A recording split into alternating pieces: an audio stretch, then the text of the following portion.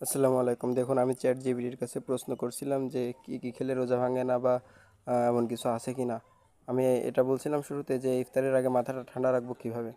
তো সে আমাকে একটা লিস্ট দিছে। শেষ পর্যন্ত দেখুন, বুঝতে পারবেন যে চ্যাট জিপিটির উপরে ভরসা করা কতটা ভুল। সে আমাকে একটা লিস্ট দিছে যে কোনটা কোনটা খেলে রোজা ভাঙে না, এরকম একটা লিস্ট সে আমাকে দিছে। দেখুন কি হয়।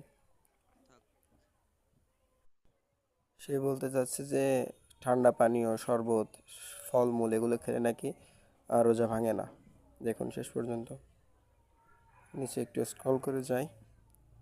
দেখেন এখানে একটা ইফতারের 1 ঘন্টা আগে মাথা ঠান্ডা রাখার একটা লিস্ট দিছে। প্রথমে লিখছে 1 গ্লাস ঠান্ডা পানি বা লেবুর শরবত খেতে বলছে। তারপরে লিখছে যে একেবারে বেশি পানি নয়, ধীরে ধীরে খেতে বলছে।